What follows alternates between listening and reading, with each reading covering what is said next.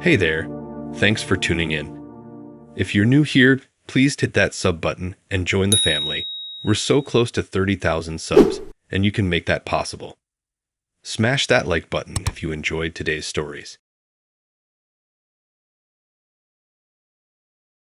Okay, so I met this guy on a dating app, right? At first, everything seemed chill, just your typical first date vibes. We matched, chatted a bit, then decided to meet up for coffee.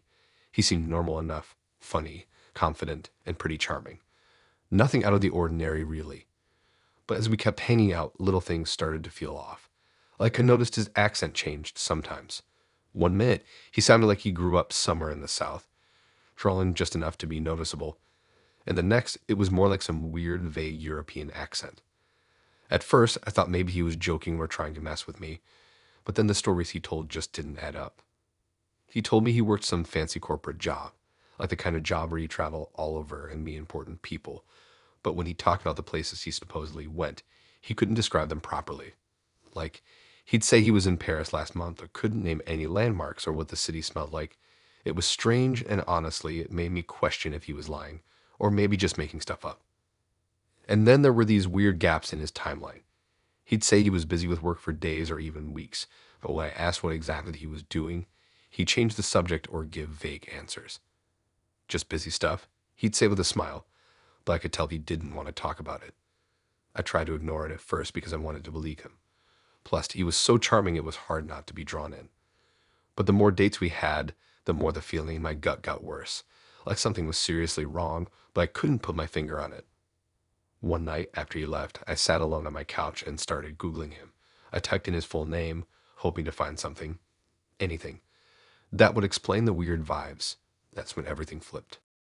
The photos he used on his profile, they belonged to a guy who had died years ago, like not just some random person, but someone who had passed away in a car accident that made local news back then. I found an old obituary and pictures that matched the profile he was using perfectly. It freaked me out so badly I had to sit down. But I wasn't done yet. Digging deeper, I found a family page for the guy in the photos. His family said he'd been missing since the exact night I first met this dude. No one knew where he went or what happened. It was like he vanished off the face of the earth. My heart sank. How could the guy I'd been dating be using the identity of someone who might be dead or missing? I kept scrolling through forums, old news stories, and social media comments. Nothing explained it. It was like this identity was stolen and dropped into my life without warning. I remember sitting there, heart pounding, staring at the screen like my brain was about to explode. Who was this guy? What was his real story? And why had he chosen to pretend to be someone who disappeared so long ago? I tried calling the phone number on his profile, but it was always off. I sent texts, but they never went through. I tried to shake the feeling off and tell myself I was imagining things, but every weird detail started fitting together like pieces of a puzzle I didn't want to finish. The fake accent, the vague stories, the gaps in his schedule. It was like he was hiding from something or someone, maybe even running from himself. One night, I got bold. I decided to visit the address he'd given me as his apartment. It was a small, kind of rundown place on the edge of town. Nothing fancy. When I got there, the whole building looked deserted. The lights were off, the windows dirty, and the front door looked like it hadn't been opened in months. I knocked. No answer. I peeked through the grimy window and saw the place was completely empty. No furniture, no signs of anyone living there at all, like a ghost apartment. That was the moment I realized something was seriously wrong. Whoever I'd been dating didn't actually live there, or maybe they never lived there at all. I'd messaged the family of the missing guy, hoping they could shed some light on what was going on. They were cautious but confirmed no one had seen their son since that night. The police had no leads. They were as confused and scared as I was. They warned me to be careful and not to trust whoever I'd been seeing. That was when the whole thing hit me. This wasn't just some cheating or lying. This felt like I was dating a ghost. Or maybe worse, someone who took a ghost's life to hide their own. I stopped answering his calls and texts, deleted the app, and tried to block him everywhere. But it didn't end there. Sometimes out of nowhere, I could get random messages from unknown numbers, always silent or just a picture of that same guy's face, like a haunting reminder that the whole thing wasn't over. I never responded. I just deleted the messages and locked my phone tight. I still wonder about who he really was, what he wanted, and if he's still out there pretending to be someone else, waiting for the right time to show up again. Whatever his real story is, it's way scarier than any cheating nightmare I could have imagined. So yeah, that's my messed up story. I went looking for a date and ended up tangled in something I wasn't ready for. And honestly, I'm still trying to figure out if any of it was even real.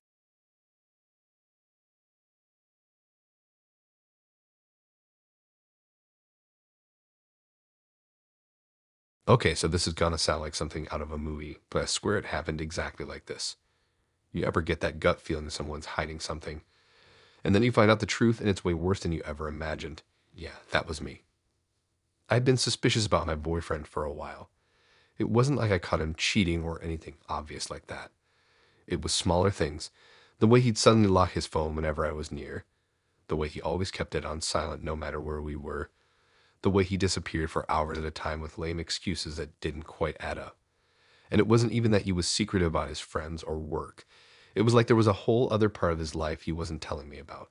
I tried to brush it off because I wanted to believe in us, but that nagging feeling just wouldn't go away. One night, I was at his apartment. He'd left the door unlocked, which was totally out of character for him. Usually, he was super paranoid about locking up, so it felt strange. Maybe that's why I got this sudden urge to look around. Not like stalking or snooping, but more like, I don't know, desperation or curiosity. I needed answers, even if I wasn't sure what I was hoping to find. So I started poking around when I thought he wasn't looking.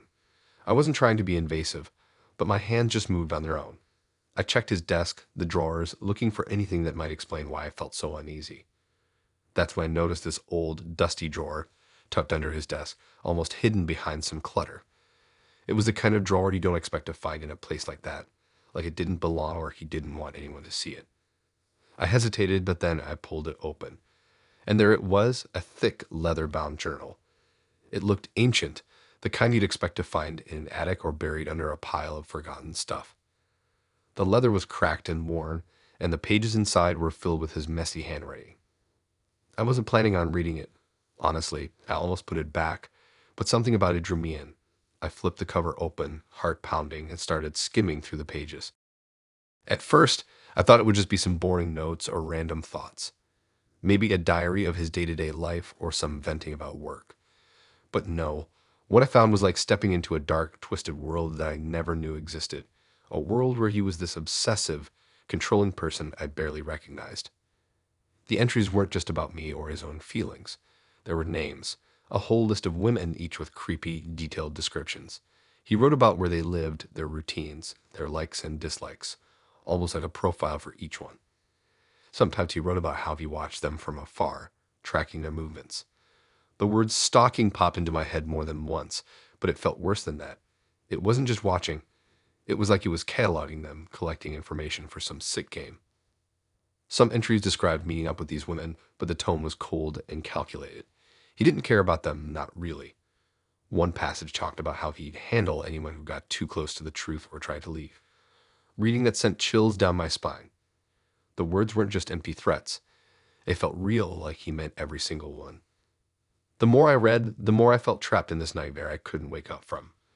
It wasn't just cheating or lies anymore. It was something much darker. Like he was playing a twisted game where he was a puppeteer, and all of us were just pieces on his board. I almost put the journal down when I got to the last few pages. But curiosity, or maybe fear, pushed me forward. And then it hit me like a punch to the gut. The last entry was about me. He'd written down everything. How I trusted him, how he planned to keep me quiet like the others, and how I was too close to figuring things out. The words felt like ice crawling over my skin. He wrote about how he watched me, followed me, knew my schedule better than I did. He even mentioned places I'd been that I never told him about, like he was there, lurking without me knowing. I dropped the journal, my hands shaking uncontrollably. My breath caught in my throat. I felt like I was suffocating. I wanted to run to scream to get as far away from that apartment and that nightmare as possible, but I was frozen. It was like the walls were closing in on me.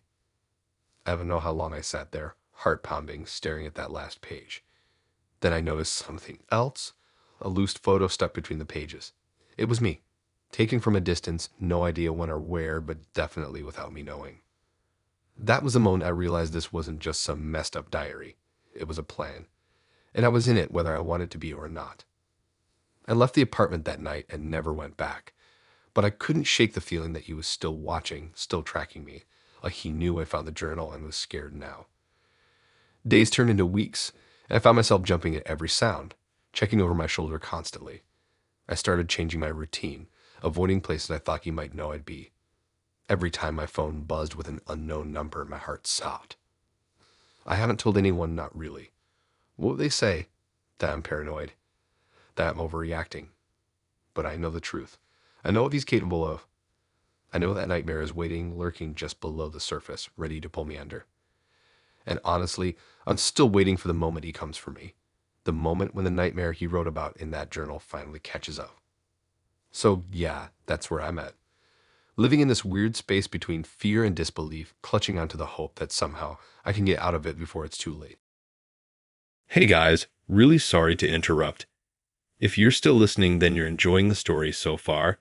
And if you are enjoying, then please hit that like button. That's all I ask of you. Thanks so much. Now back to the stories.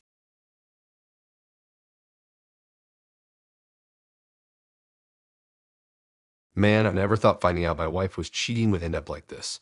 Not just the usual heartbreak or bitter fights. No, this went way beyond that, into something straight up twisted and completely creepy.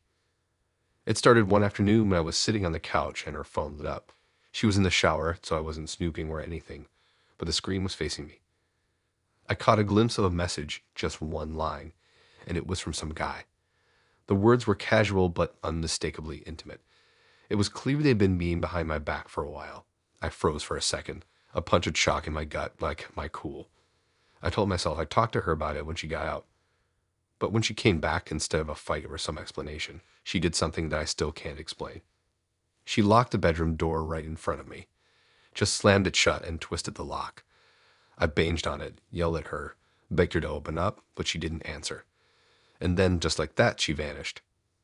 I looked around the apartment, called her name, but she was gone, like she evaporated into thin air. I figured maybe she went out to cool off or pack a bag, but the hours passed, and still no sign of her. And then it hit me I was locked inside that bedroom. The door wouldn't open. No matter how hard I pulled, pushed, or tried to pick the lock with anything I could find, it was like the door was made of steel. No windows, no other exit, just solid walls around me. And then there were the mirrors. Every inch of the bedroom was lined with mirrors. Not just one or two, but all four walls completely covered in reflective glass.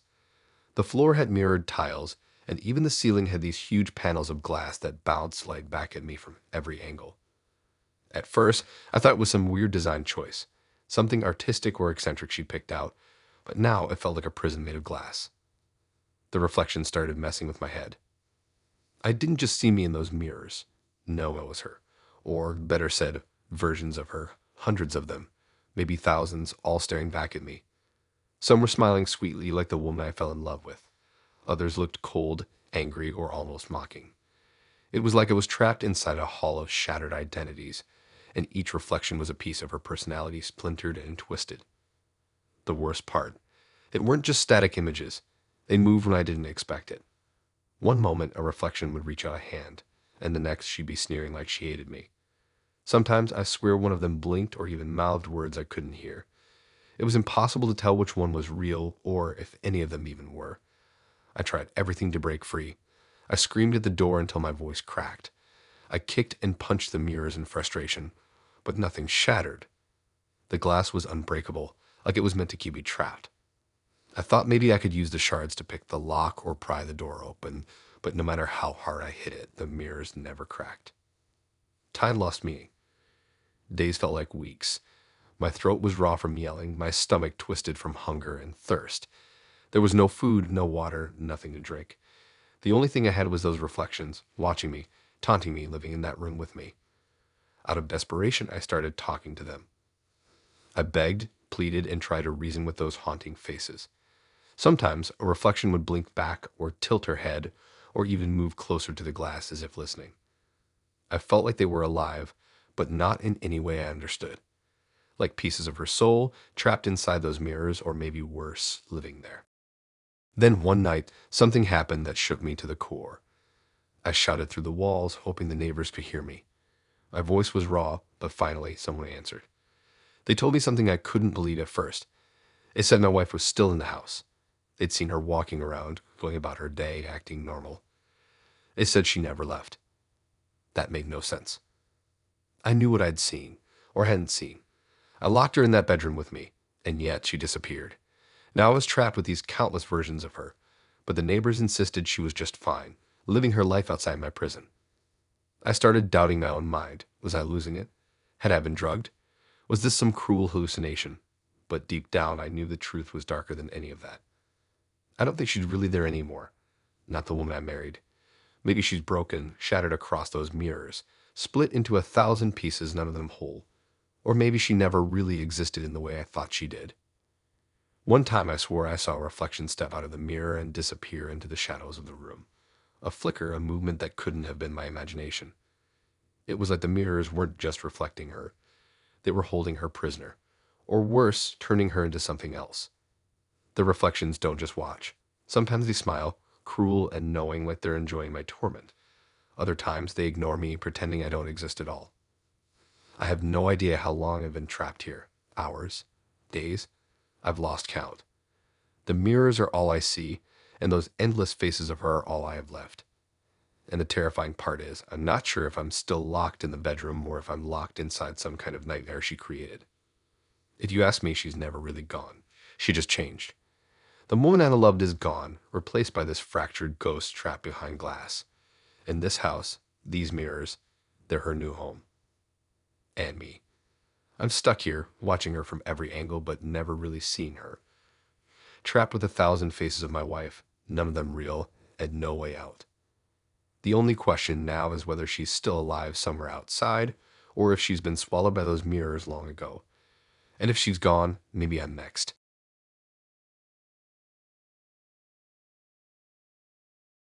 You ever think breaking up with someone is the end? Like you could just delete them, erase every trace, and move on? Yeah, me too.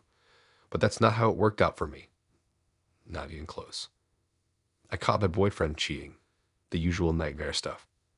At first, I was numb, like everything inside me froze.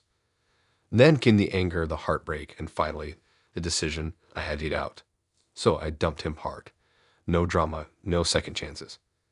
I deleted him off my phone, wiped him off social media, blocked him everywhere I could. I thought that would be it. That would be the end. For a little while, it was like a breath of fresh air. The silence felt good. I could breathe again. I told myself I was finally free. But then, about a week later, everything flipped. It started with a weird text. Dead silence all day, and at midnight, damn, a message popped up on my phone. No number attached, no name, just a few words on the screen. The first one was vague, almost playful. I'm still here. I thought maybe it was a prank or some weird glitch. My friends teased me about it, said I was imagining things or someone messing with me for fun. So I ignored it. Next night, another message. This time, it wasn't vague. It was specific and terrifying. It mentioned my home address, not just the street or neighborhood, but the exact number and apartment. I live in a pretty quiet, chill neighborhood, nothing fancy or well known. No one except a handful of people should know where I live. My heart dropped. I stared at that message for what felt like forever, mind racing in a million directions. How did he get this? Was he stalking me? Watching me? The thought made my skin crawl. Every time I tried to brush it off, the messages kept coming, each one worse than the last. They started describing things only he could know. My morning routine, the time I left the apartment where I got coffee. The kind of stuff no one else could have noticed. Once, he even mentioned the brand of cereal I eat every day. How does someone get that detail without being right there? I didn't tell anyone at first. I was embarrassed, scared, and honestly a little ashamed. Like, how did I let this happen? Why didn't I see it sooner? I felt trapped inside my own head, pacing around my apartment, waiting for the next message to light up my screen. I tried to fight back. I changed the locks on my door, got new security cameras installed outside the building, moved some of my things around, hoping to confuse whoever was watching. I even started taking different routes to work, leaving at random times. But it didn't matter. The messages came through, relentless, impossible to ignore. Sometimes they'd come back to back, message after message flooding my phone. Other times, I get a whole week of silence before the next one showed up. It was like he was playing some twisted game, knowing exactly when to strike. One night, I left my apartment late, trying to avoid anyone noticing me. The streets were empty and dark, the kind of silence that feels like something's lurking just out of sight. I kept looking over my shoulder, expecting to see him or someone following me. But there was nothing, just shadows and streetlights. When I got home, my phone buzzed again. This time, the message wasn't just words. It was a description of the inside of my apartment. Not general stuff, but small details. The way my couch cushions were flipped, the crooked picture frame in the living room, the scent of the lavender candles I'd just burned. I dropped my phone, heart pounding like a drum. Whoever was sending this wasn't messing around. They were inside my space, watching me closely. I called the police, desperate for help, but they told me there wasn't much they could do. No number, no direct threats. Without that, they said it was a difficult case. I felt hopeless. Every night became a waiting game. Waiting for midnight. Waiting for the phone to light up. I stopped answering calls from unknown numbers. I started sleeping with the lights on, keeping the blinds shut tight. I even bought pepper spray and kept it next to my bed. But none of it made me feel safe. The messages got worse. They stopped being just creepy. They became threatening. Not outright violent, but warnings. Thinly veiled threats that made my blood run cold. One message said, "I know where you hide." Another read, "You can't run." The subtle cruelty of those words crushed me. I was constantly on edge, every shadow in my apartment turning into a monster. One night, after a day where anxiety had eaten me alive, the worst message arrived. It was simple, just 4 words. "You can't delete me." That hit me like a punch in the gut, because he was right. No matter what I did, I couldn't erase him. He wasn't just a name in my contacts anymore. He was a shadow. A ghost lurking in the corners of my life. The weight of his presence was suffocating. I thought about switching phones, moving far away, even disappearing. But how do you outrun someone who knows your every move? Who's already inside your head, inside your life, even after it was over? Now, every time my phone buzzes at midnight, I jump. Every notification feels like a threat. I don't know what he wants. I don't know how far he's willing to go, but I know one thing. Breaking up with him wasn't the end. It was just the beginning of a nightmare I can't escape.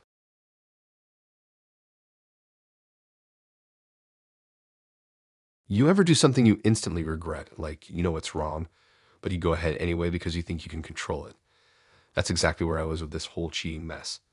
I didn't think it'd blow up like this. Didn't think it'd get this scary. So yeah, I cheated. I won't lie about that. It was dumb, impulsive, whatever. I thought it was just some stupid fling, some moment that wouldn't mean anything. But then she got obsessed, the other woman. At first, it was harmless stuff. Little texts late at night. "I was just thinking about you," or showing up by accident near my work. But it quickly escalated. She started showing up at my apartment uninvited. I never let her in, but I couldn't keep her out. She'd wait outside, sometimes hours. One night, I found her just sitting on the stairs, staring up at my window like she was part of the building now. I tried to cut her off, blocked her number, changed routines. Didn't work. She was always there, like some shadow that wouldn't leave. One night, after a long day trying to dodge her, I crashed hard. I fell asleep faster than usual, exhausted and feeling like I was about to snap. I thought I was safe. No texts, no knocks on the door. But then I woke up. It was pitch dark, and I felt this heavy pressure in my chest like someone was just watching me. I opened my eyes slowly, and there she was, standing at the foot of my bed, completely still. Silent, just watching. I froze. My heart was pounding like it was trying to break out of my ribcage, but the weirdest part, I couldn't move my legs, like they didn't belong to me anymore. My arms twitched, but my legs were stuck. I didn't dare scream or call out. I thought if I did, maybe she'd vanish, but she just kept standing there, staring like she was waiting for something. Minutes passed, or maybe hours, I don't know. Time stopped. Then slowly, the paralysis started fading and I could wiggle my toes again. But by the time I sat up, she was gone. No sign of her anywhere. No open windows, no broken locks. I tried to convince myself it was some messed up nightmare. But then morning came and I noticed the marks on my wrists. I thought they were from sleeping funny or maybe a weird dream where I was tangled up or something. But no, the marks looked like they'd been tied up. Deep red grooves like from a rope or some kind of strap. I couldn't explain it. I have no memory of being tied up, no idea when it happened or how long I was stuck like that. The worst part, I started finding signs that she had been inside my apartment while I was asleep or out. A glass on the counter, warm, but I didn't remember drinking from it. A jacket left on the couch that wasn't mine. Little things that didn't make sense, like someone was in my space when I wasn't looking. I set up cameras, locks, alarms, everything. But nothing stopped her. The camera showed nothing except empty rooms. The locks were never broken, at least not physically. It was like she was slipping through cracks in reality, or maybe she was always there and I just never noticed. Days passed, and the whole thing started messing with my head. I was scared to sleep. Scared to leave the lights off. Every creak or noise had me jumping. I caught myself staring at the bedroom door for minutes, waiting for it to open. One night, I finally gathered the nerve to stay awake, just sitting on the couch with the lights on, heart racing. I felt eyes on me again, the feeling I hated most now. And then from the corner of my eye, I saw her, just a flicker of movement in the dark hallway. I didn't follow. I couldn't. I just sat there, frozen, wishing it was a trick of the light. The next morning, I found another mark on my wrist. Not as deep, but definitely from being restrained. No clue how or when. I kept asking myself, how long has she been in my apartment without me noticing? What does she want? Why me? I started checking my phone, my texts, my emails. Nothing for her anymore. Just silence, like she was watching but waiting. It felt like I was living this nightmare that never ended. I was being punished for what I did, but in a way that made no sense. I wanted to tell my friends, but who'd believe this? I'm the idiot who cheated and got himself into this mess. If I told them about the silent figure standing at the foot of my bed, they'd think I'd lost it. I tried moving out, but every new place felt the same. She'd show up again. I'd wake up to those wrist marks. I was trapped in this loop. My own dumb mistake turned into something way bigger than me. Now, I don't even know what to do. Every night I go to bed hoping it's just a bad dream, hoping that the next morning my wrists won't hurt. But I know she's there, watching, waiting, and I have no idea what she's planning next.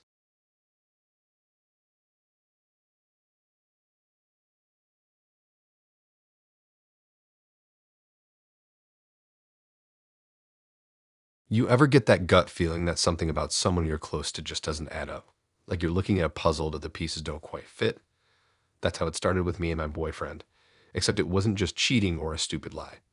It was something way darker, something I didn't see coming. At first, I just thought he was messing around behind my back. You know, those little signs, odd late nights, weird excuses, texts disappearing when I got close.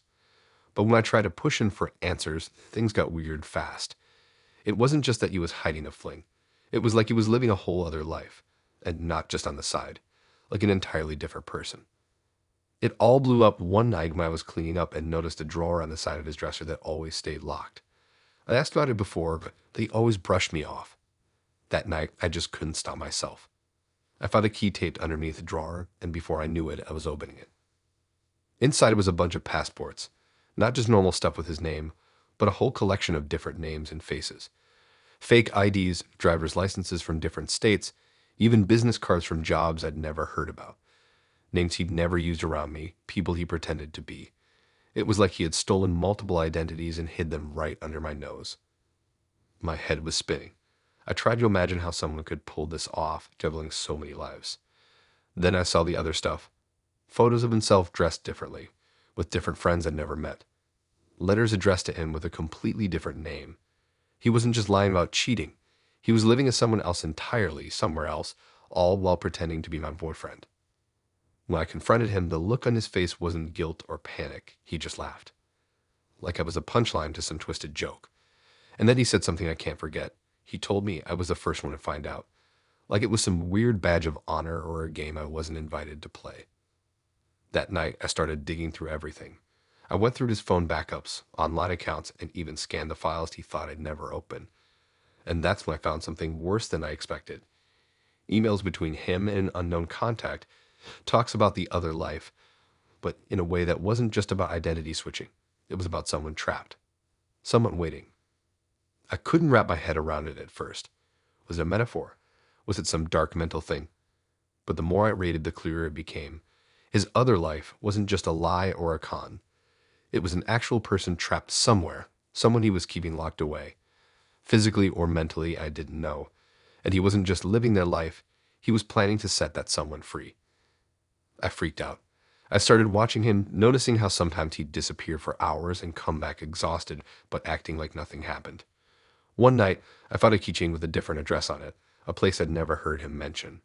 I made myself go there. The building was old, kind of run down at the edge of town, and fell off from the second I walked in. I found the apartment number that matched the keychain and tried the door. It was unlocked. Inside was empty, except for a small room at the back. When I opened it, my heart dropped.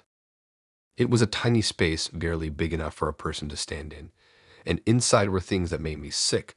Old clothes that looked like they hadn't been worn for years, a mattress stained and torn, and chains bolted to the walls. It wasn't just some metaphor. Someone was being kept there.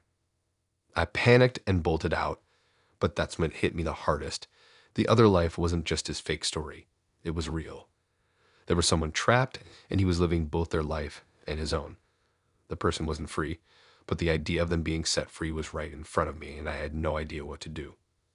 Back at his place, everything looked normal on the surface, but now I couldn't see in the same way. I'd walk past him, trying to read his face, but it was like looking at two different people smashed together. I knew I was just a part of his story, but maybe not the main part. One night, I found a letter hidden in the back of the drawer. It wasn't addressed to me or anyone else, just written by him. In it, he talked out the plan, how he'd been preparing for years to switch places to finally let that other person out to disappear himself. I don't know if it was some twisted fantasy or the real plan. I packed a bag and left right after. I couldn't stay there, not with all of that hanging over me. The next day, he was gone. Just vanished like he was never really there. The passports, the fake IDs, everything was gone too. I still get texts from numbers I don't recognize, messages that feel like they're from him, or maybe the other person, but I can't tell. It's like that hidden life is still following me, waiting for something. I don't know what happened to that person, if they're free now or still trapped somewhere. All I know is that the guy I thought I loved wasn't just cheating. He was living a lie so deep I might never fully understand it.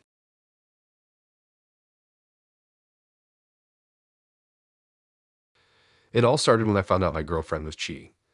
Not just some vague suspicion that you can brush off or explain away. I saw the messages. Those texts between her and some other guy, full of inside jokes, late night plans, secret meetups. It hit me like a gut punch, and yeah, I know it sounds dumb to say this, but when you get blindsided by something like that, no amount of logic or reasoning can fix the way it messes with your head. I tried reaching out to her right after. I needed answers. I needed some kind of explanation or closure. Hell, even a fight would have been better than silence. But her phone was off. Always off. No calls, no texts, no way to reach her. Just cold, unending silence. Days crawled by. I went to all the places we used to hang out. A little coffee shop where we spent hours talking. The park bench by the river where she said she wanted to move someday. I messaged her friends, hoping they might know where she was or what was going on, but they acted like they didn't know anything.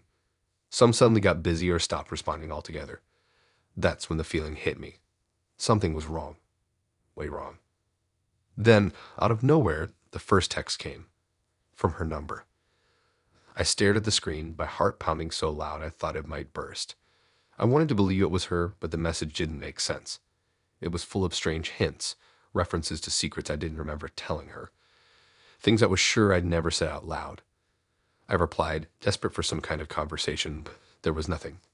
Silence again. I thought maybe someone hacked her phone, or maybe it was some glitch, some weird tech error, but the messages kept coming. Over the next few days, they got stranger. One morning, I woke up to a text that simply said, "Do you remember the night in the old house?" I had no idea what that meant. I never told her about any old house. No idea what she was talking about. I started going back through memories, trying to find something I might have forgotten. A forgotten story, a secret shared in passing. Was she messing with me? Was this some cruel joke? Or was something else, something I couldn't explain happening? Then my friends dropped the bombshell. They told me she disappeared, like really disappeared. Nobody knew where she was. Some started acting like she never really existed. One friend even joked, half seriously, that maybe she was a ghost. At first I laughed, it seemed impossible. But the more I thought about it, the more I realized I couldn't remember some basic things about her. Her middle name, the street she grew up on, even her parents' names. All these little details I was sure I knew, but now couldn't recall. How could that be? I pulled out old photos, scrolling through my phone and social media accounts, searching for evidence of her. But it was strange. Some pictures of us together were blurry or missing completely, and the ones that remained sometimes looked off, like she was wearing different clothes or standing in odd spots that didn't line up with my memories. The text got darker too. One night, I got a message that said, "You never asked why I left." Another morning, one popped up. "We never really met." I tried to ignore it, tried to convince myself it was a glitch or a prank, but I couldn't. It felt like I was unraveling, losing my grip on reality. I even went back to her apartment. The place was empty, like she hadn't lived there for months. The landlord told me nobody had paid rent or even been seen in weeks. But strangely, there were signs someone had been there recently. A half-finished cup of coffee on the counter. Shoes by the door that weren't mine. I kept telling myself maybe she was messing with me, that it was some kind of game. But nothing added up. It was like she was erasing herself from everything, from the world, from my life. One night, after staring at my phone for what felt like forever, waiting for another message, it came. Just 4 words. "You never knew me." The floor dropped out from under me. Who was she? Did she ever really love me? Or was I just some pawn in a story I never understood? Days turned into weeks. I stopped answering the texts. I stopped looking for her. I tried to move on, but the messages kept coming.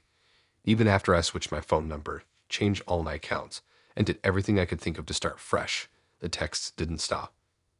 It's like she's still here, haunting me through that phone, reminding me of secrets I never knew I had, dragging me deeper into this nightmare I can't escape. Now I don't know what's worse, that she left and disappeared without a trace, or that I'm stuck wondering if she ever existed at all. Sometimes I catch myself questioning everything. Was she real? Was it all just in my head? Or did something darker happen, something I'm not ready to face? And while the world moves on, I'm stuck in this endless loop of doubt, haunted by the ghost of someone I thought I loved.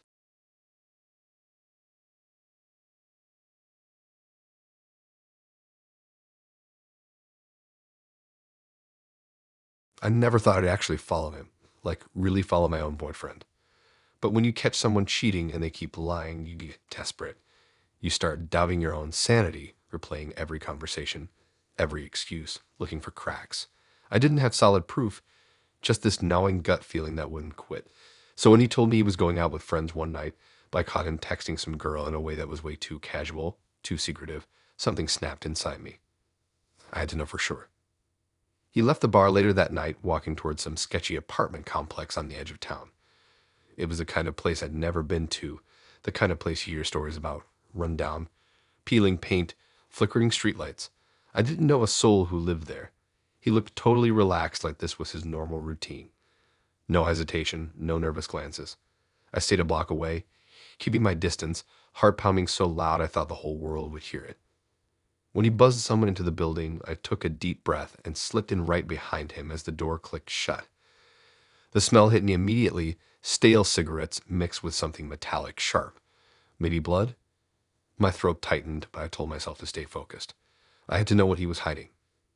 He disappeared down the hall and stopped in front of apartment 4B. He buzzed again, and when the door swung open, he stepped inside without a second thought. I waited a minute, then edged closer, slipping inside just as he got distracted by his phone. At first, it looked like a normal apartment. Dark furniture, cheap decorations, a faint smell of old cologne and cigarettes. But then my eyes caught something that made my stomach drop. The walls. They were covered. Hundreds of photos taped everywhere, covering every inch of the living room and hallway. It wasn't art. It wasn't some weird Pinterest collage. It was something far more disturbing. They were pictures of me. At first, I thought maybe he'd taken a few selfies or random snaps. Stupid and childish, but not that bad. But no, these were photos of me when I was completely alone, walking down the street to work, sleeping on my couch, even in the bathroom, brushing my teeth or putting on makeup. The shots were taken from angles only someone hiding or spying could have pulled off. Crouched behind bushes, peering through windows, standing across empty streets. I froze. My chest tightened so much I could barely breathe. My mind screamed to run, but my feet stayed rooted to the spot. Then I saw the other photos. Faces of women I didn't recognize, smiling in some, terrified or crying in others. And some of the pictures made my skin crawl. Women with dark bruises on their arms and faces, marks that looked like they hadn't come from accidents.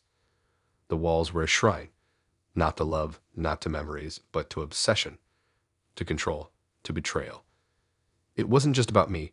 It was something darker, his sick collection, his twisted trophy room of every woman he ever been involved with. Each photo a silent witness to his lies, his cruelty. I swallowed hard, fighting the bile rising in my throat. I had to keep going. I had to find answers, even if every step felt like I was walking deeper into a nightmare. That's when the door slammed shut behind me. I spun around, panic flooding my body. I tried the door, pulled, yanked, banged with every ounce of strength I had, but it didn't budge. The lock clicked tight, and I was trapped. My breath hitched. Cold sweat broke out across my forehead. I was stuck inside his obsession. Then I heard footsteps. Slow, deliberate, coming closer, echoing through the cramped apartment. I crouched behind a small table, pressing my back flat against the wall. My heart thundered in my chest, loud enough to drown out everything else. I prayed he wouldn't hear it. I prayed he wouldn't find me. The footsteps moved into the living room, just on the other side of the wall of photos. I could hear him shuffle, maybe muttering to himself. The silence between each step was suffocating, like the apartment was holding his breath. I looked at the photos, my eyes scanning the faces again, some smiling, some broken. Some of them were missing pieces, ripped or scratched out, as if he was erasing memories or hiding secrets even from himself. I realized then this wasn't just cheating. This was obsession. Control. It was a prison he built, and I was locked inside it. I didn't know what he planned to do when he found me there alone, surrounded by the ghosts of every woman he hurt. The thought twisted my insides. I felt like prey caught in a trap, helpless and terrified. I searched the apartment for anything I could use, a phone, a knife, anything. But all I found were empty bottles and cigarette butts. No way out, no escape. I tried to steady my breathing, but every sound made me jump. The creak of the floorboards, the faint hum of the refrigerator, the distant sound of sirens outside. Then I heard his voice. Calm, cold. "You're not supposed to be here," he said, just barely above a whisper. I didn't answer. The door to the next room creaked open, and I saw the shadow of his silhouette slipping around the corner. I wanted to scream to run, but my legs refused to move. I stayed silent, hoping maybe he'd think I'd vanished, or that the apartment was empty. But I knew better. He found his obsession, and I was the newest piece on his walls. I didn't know how long I stayed there, trapped inside that suffocating room of memories and betrayals. Hours, maybe days. Time lost all meaning. Eventually, I knew I had to act. The terror I felt had to turn into something else, something that could save me. I picked up a small chair and threw it at the door with everything I had. No luck. The lock held strong. I scanned the apartment again, desperate for a weapon or a phone, anything. In the corner, I saw a small window, too high to reach, but maybe with enough effort. I stacked furniture, pushing chairs and tables to build a makeshift ladder. My hand shook, my breath came in ragged gasps, but I climbed. The window was dirty, cracked, but it was my only chance. I forced it open and stuck my head out. The cold night air hit my face like a slap, a reminder of the world beyond this nightmare. I shouted as loud as I could, hoping someone would hear me. The hallway was silent. But then footsteps outside, rapid, rushing. The door to the apartment burst open. I tumbled down the makeshift ladder and ran for it, adrenaline carrying me down the hall, through the stairwell, and out into the night. I didn't look back. I never want to.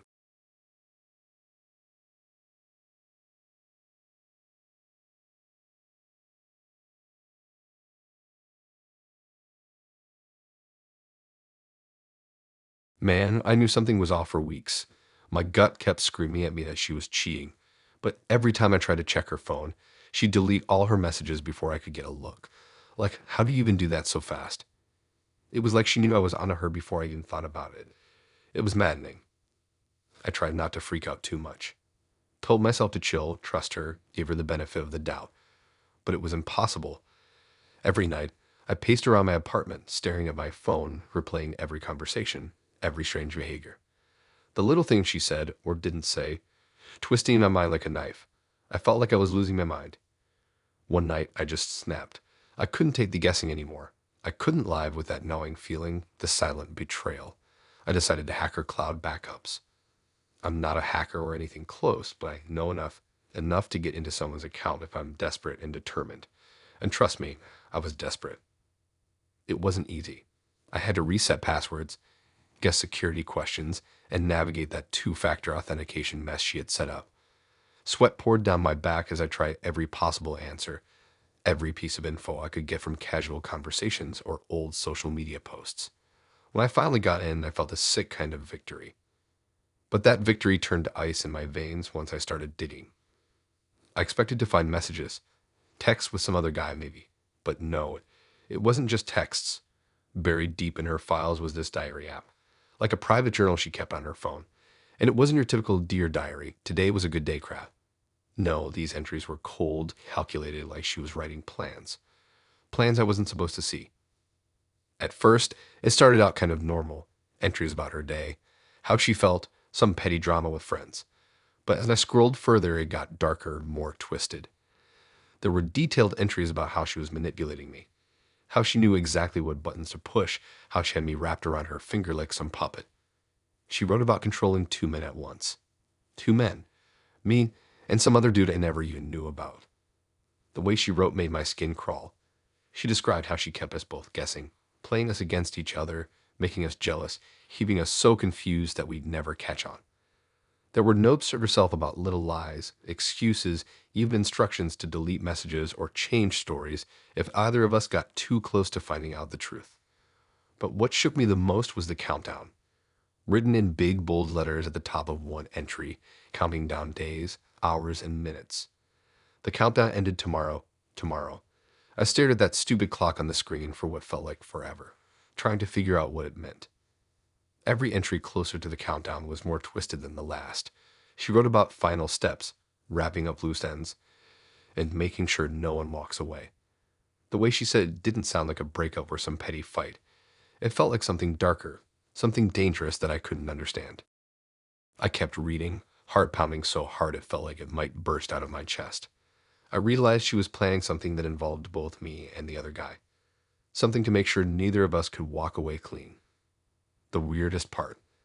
Some entries talked about watching us without our knowledge, like she had hidden cameras or was following us.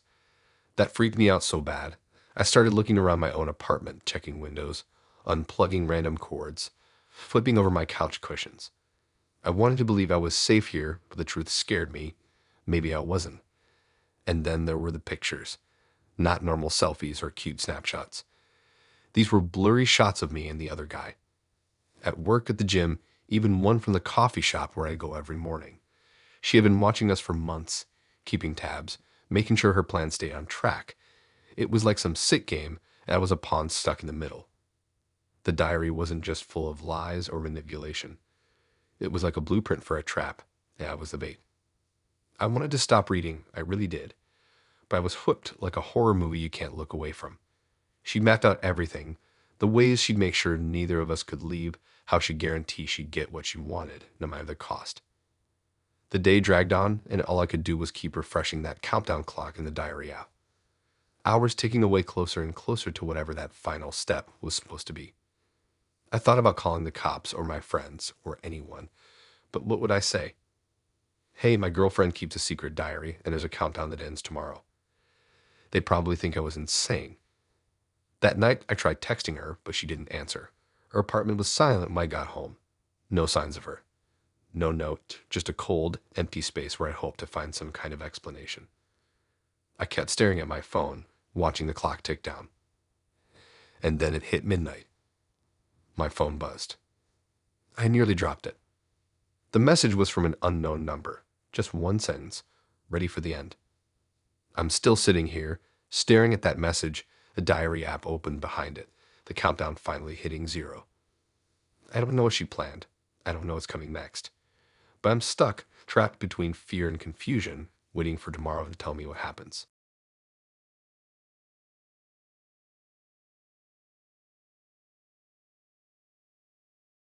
I always thought I was just being paranoid.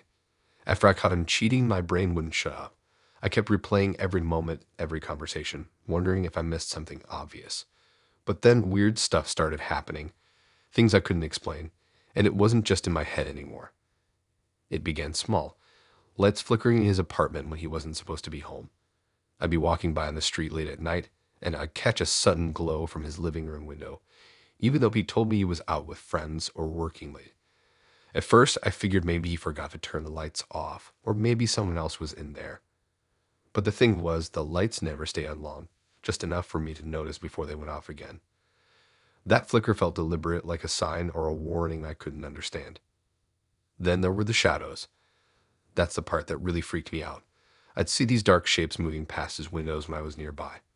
Not normal shadows cast by trees or passing cars, but shapes that looked vaguely like people, blurry and shifting, like they were only half there, half vanished into some other world. Sometimes, I'd swear one of those shadows looked exactly like him, even when he wasn't home. I tried to tell myself I was imagining it, eyes playing tricks in the dark, but every time I looked, the shapes lingered just long enough to make my skin crawl. One night, curiosity got the better of me. I couldn't sleep, so I found myself standing across the street, staring at the apartment building next to his. That building had been empty for years, or at least that's what I thought. No one had moved in since the tenant vanished mysteriously. The windows were usually dark and dusty, but that night, one window on the third floor was lit, bright and steady, not flickering like the lights in his place. It was like someone was home. I squinted, trying to see inside without looking like some creepy stalker. That's when I saw him, my boyfriend, sitting on a couch, talking to someone. I couldn't make out the woman's face clearly, but she was there. What shook me the most was how he looked, pale, tired, completely unlike the man I thought I knew. His shoulders slumped, and there was something empty in his eyes, like a shell of himself. When he noticed me watching, his entire body froze. The way his eyes locked onto the window where I was standing felt like he could see straight through the glass, and all the way down to me. Then, without a word, he stood up and walked to the door, shutting it quickly behind him. I swear, he locked it like he was locking me out of something. Something I was never meant to see. I called him later, trying to act normal, but he ignored my calls and texts. The silence gnawed at me, worse than any fight or betrayal. The next day, I decided to check that apartment out, figuring maybe I was losing my mind or hallucinating. I went to the building manager, asked about the apartment. That's when things got really strange. The manager looked at me like I was crazy, telling me the apartment had been empty for at least 3 years. No one had lived there since the tenant vanished without a trace. The electricity had been shut off months ago. They tried selling it, but nobody wanted it. It was basically abandoned. I tried to explain what I'd seen, the lights, my boyfriend inside. The manager shook his head, saying it was impossible. The place was sealed off. No one could have been there. That night, I stood on the street again, staring at the empty building. The window lit up once more, glowing softly like someone was really inside. My heart hammered so loud I thought anyone passing by would hear it. I felt like I was losing my grip on reality. If the place was empty, then who had I seen? And why was my boyfriend there? Night after night I watched. The shadows change, moving more purposefully now, sometimes drifting toward his apartment from the abandoned building next door. I saw him leaving his place at odd hours, slipping over to that empty building like it was normal, like he belonged there. I wanted answers. I thought about breaking in, but the place was old and creepy. I didn't want to get arrested or worse. Instead, I called him again. No answer. No text. Just silence. The kind of silence that presses down on you and makes your chest ache. Then one night, I saw something that broke me. I was watching from across the street when he was standing by that glowing window. Suddenly, he just disappeared. One moment he was there, solid breathing. The next, like he walked through a wall or melted into the shadows. Gone, just like that. I ran over, pounding on the door, screaming his name, but it was locked tight. No matter how hard I tried, it wouldn't budge. All I heard was my voice echoing back at me, hollow and empty. I called the police, explained everything. The cheating, the strange lights, the empty apartment, and vanishing. They came, checked the place, and found nothing. No sign of anyone living there. No electricity. No footprints. No evidence of recent visitors. After that, my boyfriend never came back. His apartment went dark too. Every time I walk by those buildings, I feel it. Something watching me from inside. Something that shouldn't be there. I don't know what I saw or where he went, but I'm sure now it wasn't just cheating. There was something else. something I couldn't see until it was too late.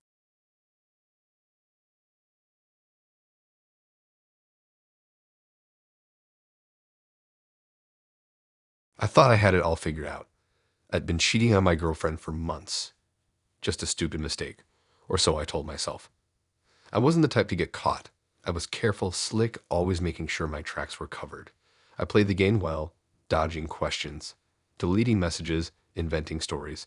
I was confident, cocky even, believing I could keep this secret forever. But then, on our anniversary, everything blew up in my face in a way I never saw coming. It started when she gave me this gift. Nothing fancy, just a box wrapped in old brown paper, tied with string like something out of a movie. I was kind of thrown off because she usually wasn't that sentimental. She was practical, cool-headed, never one for grand romantic gestures. I wasn't expecting much, honestly, just some trinket or maybe a card. I tore the paper off, expecting the usual. But inside was a stack of old letters, tied together with a faded ribbon. Letters I'd never told her about. Letters I'd hidden away, shoved into the pocket of an old jacket I barely wore anymore. Letters I thought were buried, forgotten. I froze. How did she find these? My mind raced, searching for explanations, excuses, lies I could throw out to cover myself. But before I could say anything, she just looked at me, calm as ever like she'd known all along. Then, with this eerie stillness in her voice, she started reading one of the letters out loud. It wasn't just any letter. It was filled with details only my other lover knew. Intimate things I thought were safe, secrets I thought were hidden. Things that had never been spoken aloud. Her voice was steady, almost cold, as she read the words that tore through every excuse I wanted to make. I expected her to yell, scream, cry, maybe even throw the letters at me. But no, she smiled. Just smiled. And then she said something that made my stomach drop so hard it felt like I was sinking through the floor. I know everything, and I kept a little surprise for you. Before I could react, before I could even find my voice, she grabbed my hand and pulled me outside. The night was dark, the air thick with that sharp, electric feeling that comes before a storm. I was confused, scared, heart pounding in ways I never thought possible. I wanted answers, but all I felt was dread. She led me to this old house I didn't recognize, like it appeared out of nowhere. The paint was peeling, windows fogged with age, but the door opened easily, almost invitingly. As soon as we stepped inside, I realized this wasn't just any house. Every wall was covered in mirrors, floor to ceiling, corner to corner, reflecting everything. At first, I thought it was some kind of strange art installation or a fancy decoration. It was disorienting but beautiful in a haunting way. But then I realized the truth. It was a trap. The mirrors didn't just reflect the room, they reflected me. But not the me I knew. Every mirror showed a different version of me. Some were smiling, happy even, like the man I pretended to be. Others looked guilty, ashamed, angry. Some were broken, fractured versions of myself, staring back with hollow eyes. And in a few, I saw things I couldn't explain. Moments from the letters, memories I thought were buried deep. Scenes of me with the other woman, but twisted, distorted like reflections of a nightmare. I tried to look away, tried to move past them, but the mirrors multiplied, surrounding me on every side, closing in like a cage made of glass and lies. I reached out to touch one, and the glass was cold and hard beneath my fingers, but instead of my own reflection, I saw her face, calm, almost pleased, watching me. It wasn't just a house full of mirrors. It was a prison. A place where I couldn't hide, couldn't escape the truth of what I'd done. No matter which way I moved, I couldn't get away. The house bent around me in corridors of reflections, folding and twisting like some cruel illusion. The mirrors showed everything I wanted to hide. My lies, my cheating, my betrayal laid bare and impossible to ignore. I could see every moment where I'd chosen selfishness over honesty. Every whispered lie, every secret meaning, every broken promise. And the worst part, the mirrors didn't just show what I'd done, they showed what I'd become. A man trapped by his own deceit, drowning in guilt and regret. Time lost meaning. Hours passed, or maybe days. I couldn't tell. The reflections never stopped. They repeated, multiplied, turning my memories into an endless loop I couldn't break. I wanted to scream, but the silence swallowed me. I wanted to break the mirrors, to shatter the glass and free myself, but every crack multiplied into 1,000 shards, reflecting back in infinite pieces. Every attempt to escape only trapped me tighter. I was alone, yet surrounded, haunted by versions of myself I couldn't face in the daylight. The last thing I saw before the lights dimmed was her face again, smiling in one of the reflections. That cold, knowing smile like she won some game I didn't even know I was playing. And me alone, caught in a place where every truth about me was reflected, impossible to hide from, impossible to escape. No matter how hard I try, I'm still trapped in that house. The house of mirrors built for my own mistakes, and somewhere deep inside, I know that I'm the only one who can ever let myself out.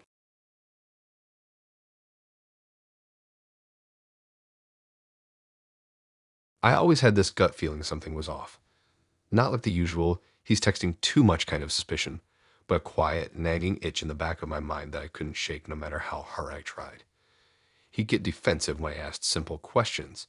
His phone always face down on the table, and sometimes he'd disappear for hours without explaining where he'd been or what he'd been doing. It wasn't like I had any proof, no weird messages or strange calls to find, but the feeling was there, heavy and persistent. For months, I kept it all inside, pretending everything was fine while slowly losing trust in the person I thought I knew. I told myself I was just being paranoid, that maybe I was overthinking things, but deep down I knew something wasn't right. Then one afternoon, I was cleaning the living room, trying to distract myself from those nagging doubts. I was rearranging some books on the shelf, making sure everything looked neat, when I noticed something strange. Tucked behind the corner of the tall bookshelf, just barely visible, was a tiny black dot. At first, I thought it was a smudge or maybe a bug, but when I leaned in closer, I realized it was a small camera, like one of those hidden security cameras you see in spy movies. My heart dropped. I stared at it, unable to believe what I was seeing. Why the hell would there be a camera there? I pulled out my phone and frantically searched how to check if a hidden camera is recording. The little red light on the device blinked faintly, confirming my worst fear. It was still on. Panic hit me like a freight train. I wanted to scream, to smash something, to run out of the house and never look back. But I sat frozen on the couch, the camera's lens feeling like it was staring right through me, like some kind of trap I'd never even seen. I started replaying all weird moments I'd brushed off, the times I thought I was alone, the moments when I felt eyes on me, but convinced myself it was just my imagination. Then I made a decision. I had to know the truth. I grabbed his phone while he was out and started digging. It felt like betrayal at this point. I was desperate. My hands trembled as I unlocked it and swiped through apps and folders I'd never seen before.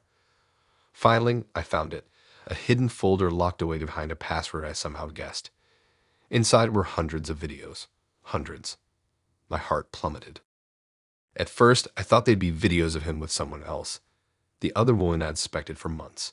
And sure enough, there were plenty of those. Sneaky, stolen moments filmed in cheap motels, whispered phone calls, secret meetings. The kind of things no one wants to see. But then I found something much worse. Videos of me. Not one or two, but dozens. Footage of me in the living room, in the kitchen, in the bathroom. Me when I thought I was completely alone, changing clothes. Dancing like an idiot when no one was watching, crying after a fight with him, even sleeping. The timestamps went back months. Months before I even suspected anything. I couldn't breathe. It felt like my skin was crawling. He'd been spying on me all this time, watching me, recording me without me ever knowing. I kept scrolling through video after video, my stomach twisting in knots. This wasn't just cheating. This was obsession, control, violation. I thought about every time I'd come home, feeling safe, finally able to relax, only to realize I'd never truly been alone. That camera had been there all along, recording my every move, my every private moment. I wanted to delete the videos, to smash the camera, to pack my bags and leave, but part of me was frozen in disbelief, caught between fear and heartbreak. And then I thought about what he might do if he found out I knew. That camera wasn't just a secret, it was a weapon. A tool to keep tabs on me, to mess with my head, to remind me that I was never really alone. The worst part, after discovering the camera, I started noticing little things, tiny, unsettling details I'd missed before. The way he smiled too much when I looked away, as if hiding something. The way his eyes followed me around the room, even when he wasn't trying to, like he knew things about me I hadn't told anyone. I felt trapped inside my own home, the place I thought was mine, the place that should have been my sanctuary. That night, I finally called a close friend and asked for help. I couldn't handle this alone. They came over and saw the camera with their own eyes, their face going pale. Together, we started looking for more devices, more secrets. There were others, small and hidden, scattered around the apartment. He turned my home into some kind of twisted surveillance cell. I still can't fully process it. How long had this been going on? How many private moments had he recorded? How much of my life had been a lie, watched from behind the lens of that hidden camera? That night, I didn't sleep. I kept staring at the blinking red light, feeling like it was watching me back, judging me. I tried to tell myself I could leave, that I could take back control. But every time I thought about packing my bags, I hesitated. Because this wasn't just cheating. It was something darker. Something invasive and sinister. I'm done pretending everything is okay. I'm done convincing myself that trust can be rebuilt. Now, every time I walk through my own front door, I feel a cold weight in my chest. Every time my phone buzzes, I jump. I look over my shoulder constantly, wondering what else he might be hiding behind those quiet eyes. The person I loved turned out to be a stranger, a voyeur who kept me captive in my own life. And I'm still trying to figure out how to escape.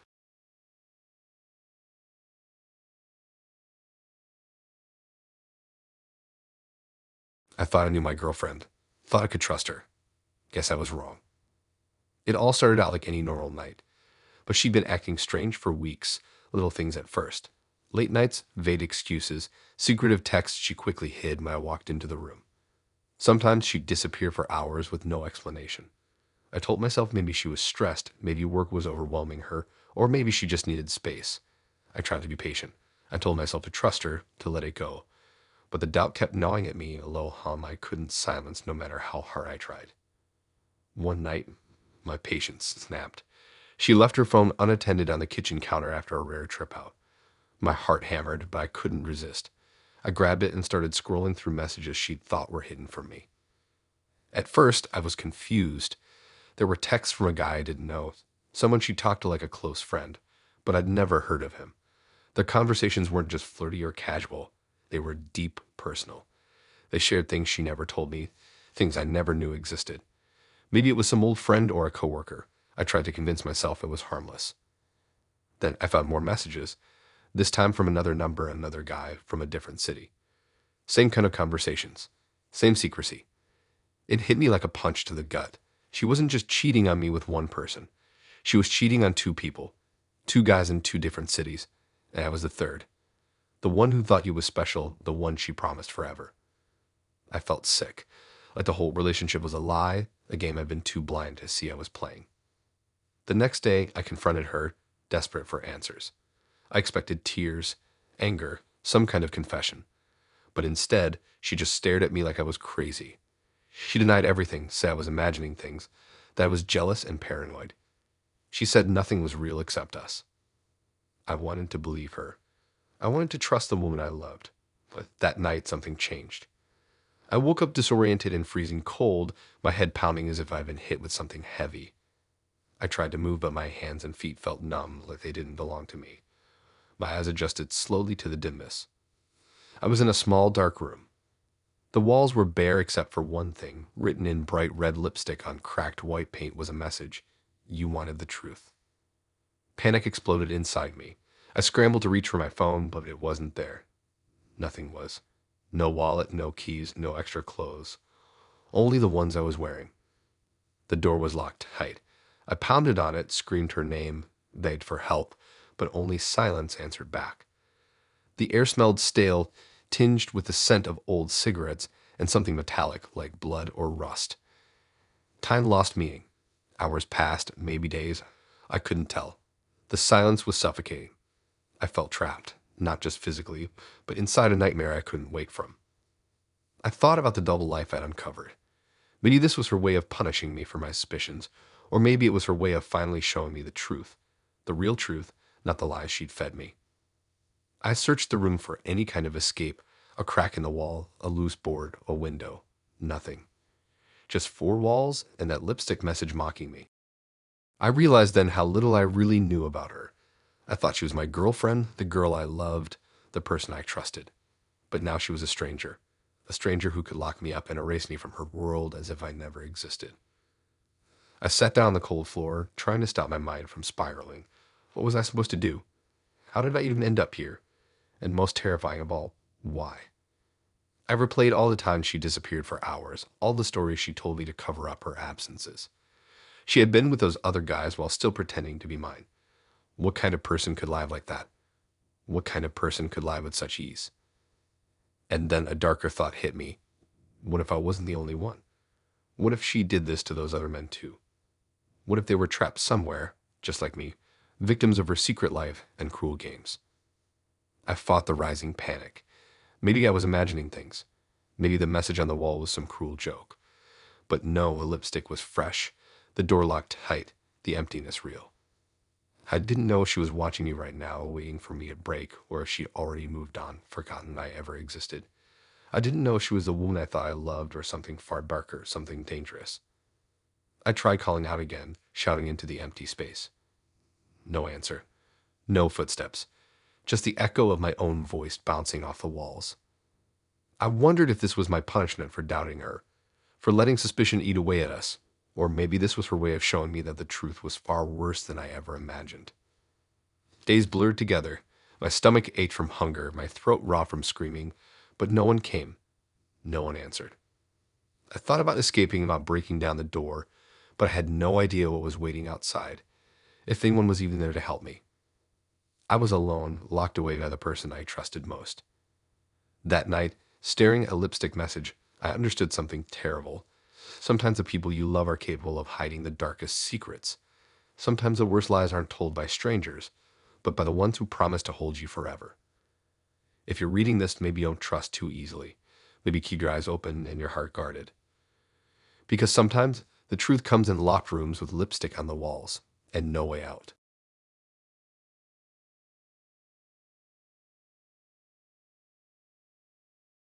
I never thought a weekend trip could turn into something straight out of a nightmare, but here I am, stuck with that exact feeling. It all started when I found out he cheated, not from a text, not from a call, but from one dumb, stupid gut feeling that finally got confirmed when I snooped through his phone. Yeah, I know, not my proudest moment. But sometimes you have to do what you have to do. After the blow, he begged for a chance to fix things. Said this trip was all about us reconnecting and healing. I wanted to believe it, I really did. So we packed up the car. Well, I packed mostly, as he was weirdly quiet, just sitting there like he was already checked out. The usual buzz between us was gone. No jokes, no teasing, no, are you sure you packed enough socks? Kind of back and forth, just silence. We were headed somewhere remote, a small town he picked out. No Wi-Fi, no distractions, just the two of us. Or so I thought. The drive was long and quiet, like a slow drain of all the life out of our relationship. I tried to start conversations, but he gave me one-word answers or just nodded. The radio played softly, but it felt more like a soundtrack to the end of something than a soundtrack for a weekend getaway. When we finally got to the place, the first weird thing hit me. Cell service was gone. Just dead silence on my phone screen. No bars, no calls, nothing. That should have been the first red flag. But I was desperate to make it work. I told myself maybe the disconnect would help us reconnect. Then, just when I thought things couldn't get any worse, the car broke down. Middle of nowhere. No signal, no help. Just us and a dirt road lined by tall, looming trees. It was like being trapped in a postcard where everything looks pretty, but the beauty is suffocating. That's when the little things started piling up. At first, I thought I was imagining things. Like when I found a burner phone tucked under the passenger seat. I didn't pack that. And when I opened the glove box, there was a fake ID in his name. Different birthday, different hometown. Like he'd been preparing for this for a while, planning an exit strategy I never saw coming. Then, tucked in the side door pocket, I found a plane ticket. Not for me, not even in my name, but for him. A flight back to some city we never talked about, a place I'd never heard him mention once. It hit me hard. This trip wasn't about fixing us. It was about ending us. And he was already halfway gone. I tried to bring it up. Tried to get some kind of answer. But he just smiled. This cold, almost amused smile like I was crazy for even asking. And then silence. The kind of silence that doesn't need words because it already says everything. Days passed. I kept finding more things he didn't pack. An extra set of clothes I didn't know about. A small bag filled with cash hidden under the bed. A hotel key card for someplace miles away. Everything pointed to one thing. He was planning his escape while pretending to fix things. While I was trapped in this bubble of hope, he was building a secret exit. The place we were staying fell off too, like someone else had been there before us, or worse, was still watching. The windows were always slightly open no matter how many times I closed them. The curtains shifted like there was a breeze, but the air outside was still. The lights flickered randomly, even when the power was steady. I tried to blame that old wiring or a draft, but it gave me this creepy vibe, like the house itself didn't want me there. One night, I woke up to the sound of footsteps outside the door. He wasn't there. When I looked out, no one was around, but the door was unlocked, and my heart was pounding so hard I thought it might burst. Then the burner phone started ringing. It was him. I stared at the screen, fingers trembling, the ringing cutting through the silence like a knife. But I didn't answer. I couldn't. I wasn't sure if it was a test, a trap, or just in calling to remind me he was still somewhere out there. I let it ring until it stopped. The next morning, I woke up with a heavy weight pressing on my chest. I packed my bags slowly, methodically. I wasn't sure where I was going or what I was running from, but I knew I had to leave. He didn't stop me. Didn't say a word. Just watched me with those distant eyes that had already checked out everything we had. When I finally got cell service again, I called a cab and left without looking back. I didn't even ask for an explanation. I didn't want one, because the truth was already clear. This whole trip was never about fixing us. It was about him leaving me behind without actually saying it, about him silently slipping away while I was still holding on. And that's how I learned the hard way. Sometimes the biggest betrayal isn't the cheating itself. It's the way they disappear right in front of you, all pretending to stay. It's the cold silence, the hidden plans, the burner phones, the locked windows, and flickering lights. Sometimes the real heartbreak isn't just knowing they cheated. It's realizing they never intended to come back. I don't know where he went after I left. Maybe he caught that flight to the city he never mentioned. Maybe he's already moved on. Maybe he's telling some other version of the story to someone else. All I know is I'm here, piecing myself back together, trying to understand how someone who said they loved me could plan my goodbye like a secret mission. The worst part, that quiet car ride home, the weight of 1,000 unsaid words filling the space between me and the driver. The way I kept staring at my phone, waiting for a message or a call that never came. I wanted to scream, to ask why, but the silence was louder than any words. So here I am trying to breathe, trying to heal, and trying to remember that sometimes love isn't about fixing things. Sometimes it's about knowing when to walk away before the silence swallows you whole.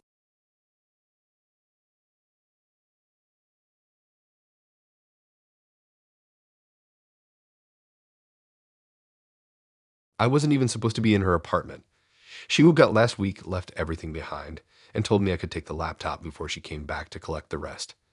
I wasn't planning to look through it, just wipe it clean, erase everything, and be done with it. But curiosity got the better of me. Maybe I wanted to find some kind of clue, or maybe I just wanted to feel like I still had some control over a situation that had been slipping through my fingers for months. So I sat down on the couch, the same one we used to share, the one I thought I'd never see again. The room smelled like her perfume mixed with old coffee, a stale kind of smell that lingers long after people leave. I plugged the laptop in and waited for it to boot up. It was slower than I expected.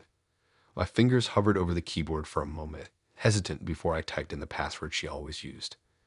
Her desktop appeared. Just a bunch of random files and folders, nothing that stood out. I started clicking through them. Music files, old text saved as documents, pictures of places we'd been together. I was looking for something, but I didn't even know what. Some piece of evidence, maybe, some tiny justification that would make sense of everything. That's when I noticed the folder hidden in the corner of the screen. It wasn't labeled or anything, just a tiny icon I'd never seen before. I right-clicked it, and my heart started to race. Inside the folder were dozens of video files. The thumbnails were blurry, but I could make out familiar shapes. I clicked on the first one. It was me. Sleeping. The camera angle was strange, like it was sitting on a shelf across the room, just capturing everything. Me, eyes closed, chest rising and falling with a slow rhythm of sleep. The timestamp in the corner showed the date, 3 months ago, before we even met.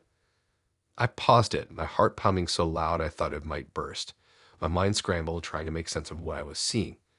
How was this possible? How was she recording me? We hadn't even met yet. I clicked the next video. Me eating breakfast in my kitchen. Same timestamp pattern, months before our first date. The camera angle was different here, like it was hidden behind a stack of cereal boxes, but there was no mistaking it. It was my apartment, my kitchen, and me staring at my phone while I ate, oblivious to the lens that watched every move. I kept scrolling. There were videos of me showering, brushing my teeth, leaving for work. The footage was silent, grainy, but clear enough to know it was me. I started feeling sick. It was like someone had been following me, watching me, long before I even knew who she was. And then there were videos from days after we met, from when we started dating, from when she was still here, moving in, smiling. But the cameras didn't stop. They were everywhere, my bedroom, the living room, even outside the front door. I stared more closely at the timestamps. They didn't just stretch back months. Some went back over a year. Some videos showed me walking home from work, the angle too high to be from a window, too low to be from a streetlight. It was like I was being watched 24/7. I felt like I was losing my mind. Why? How? What was she doing with these? What was the point of watching me like this? And then I found the last video. The file was dated for tomorrow. I stared at it, frozen. My fingers trembled as I opened it, unsure what I'd see. The footage was of me in my apartment, sitting on the couch. I looked tired, worn out, like I just had the worst day ever. The camera angle was from the same strange high spot I'd seen before, the place I never figured out, the one I kept trying to rationalize. Then the video started to glitch. The image flickered like static, and suddenly I saw myself, standing at the window looking out. But I wasn't alone. Behind me there was a shadow, something moving just out of the camera's frame. I blinked, but the shadow stayed. And then the video cut out. I tried to tell myself it was just a trick, some glitch in the file, but deep down I knew better. I knew she had been watching me before we met, while we were together, and now even after she left. I wiped the sweat from my forehead, heart racing, and tried to shut the laptop down. But it froze. The screen went black for a moment, and then a new video popped up. No file name, no timestamp. Just me sitting on the couch, staring straight at the camera. And then the screen went completely black. I shut the laptop with a jolt, threw it on the floor, and backed away slowly, my breath coming in short, sharp gasps. I don't know who was watching me or why.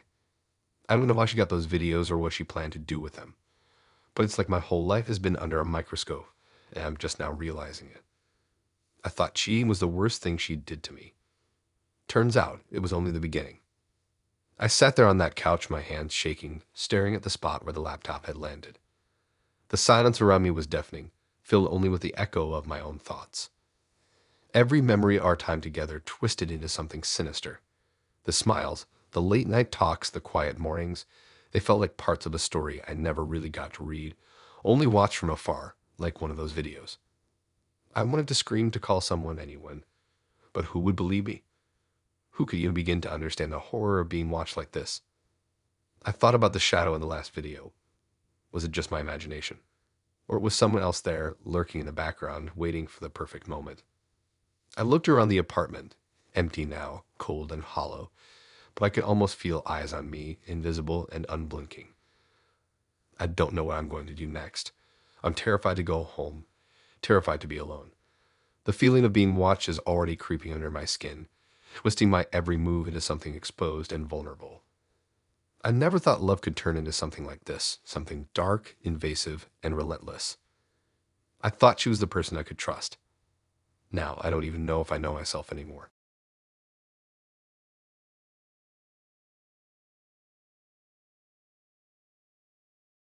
I caught him cheating.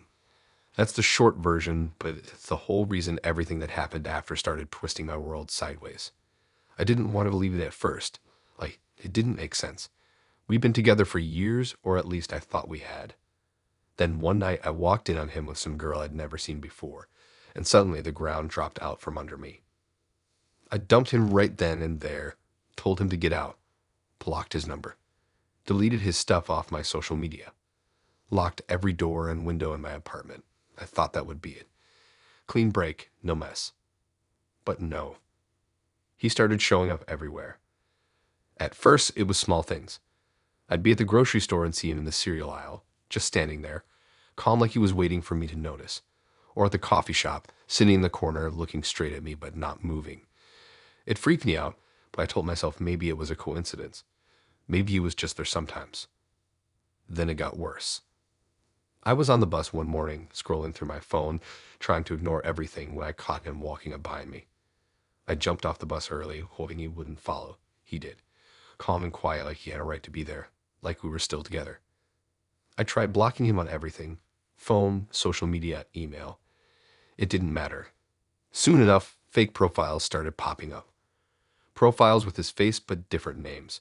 Profiles that messaged me like nothing had happened, like we were fine. I deleted them all, reported them, but they kept coming. I thought maybe it was time to change the locks. So I did. Had a locksmith come and swap everything out. New keys, new codes. I was finally going to feel safe again. But then the door would be unlocked when I got home. Every time. No sign of forced entry, no damage. Just open like he had the key. I started sleeping with my phone next to me, ready to call the police if he showed up. But he never made a scene. Never yelled or begged. Just showed up, calm and insistent like he belonged. My friends started acting weird too.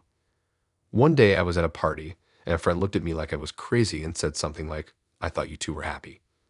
I laughed it off, but she kept staring like I'd lost my mind. Another told me I never really broke up with him, that I was still seeing him all the time. That's when I started noticing things around my apartment. Photos. Frames on the wall that I swear I didn't put up. Photos of me and him laughing, kissing in places I didn't remember being. One was from a weekend trip to the beach that I didn't remember taking. Another was at a birthday party with people I didn't recognize. I took all the photos down and put them in a box. Tried to think it was some sick joke. Maybe he or someone else was messing with me. But then I found a photo inside my wallet. One I'd never seen before. It was me, but different. Happier, maybe. And next to me was him grinning like nothing was wrong. I started questioning myself. Like, what if it wasn't me who was the one getting cheated on? What if I was the other woman? It sounds crazy, but the more I try to remember the last few years, the fuzzier everything got. Names, places, dates, they all blurred together, like I'd been living someone else's memories. I looked at my phone, and there were messages between me and him that I didn't remember sending. Sweet texts, promises, plans for the future. But they weren't from me, or at least not the me I knew. I went to my therapist, hoping she could help me sort it out, but even she looked uneasy. She said memory can be tricky, but this was different. Like something was rewriting my past. One night, I came home late and found my door wide open. No sign of him, no sign of anyone. But inside, everything was changed again. The photos were back on the walls. The apartment smelled like him. Its cologne, the one I hated but knew too well. My phone buzzed with a message from one of those fake profiles. "Where are you? We're still us." I threw the phone across the room. I stopped answering calls. I stopped leaving the apartment except when I absolutely had to. But no matter what I did, he was there, quiet, calm, everywhere. One day, I sat down and stared at the photos on the wall. I reached out and touched one of them, feeling the smooth glass under my fingers. I tried to remember that moment, the real one. Nothing came. No memories, just a picture. And somewhere deep down, a question that wouldn't leave me alone. What if I never had a choice? What if this wasn't about him cheating on me, but me cheating on someone else? I don't know what's real anymore. I don't know if he's really gone or if he's still here, somewhere in the cracks of my life, rewriting my story. And honestly, I'm scared I might never find out.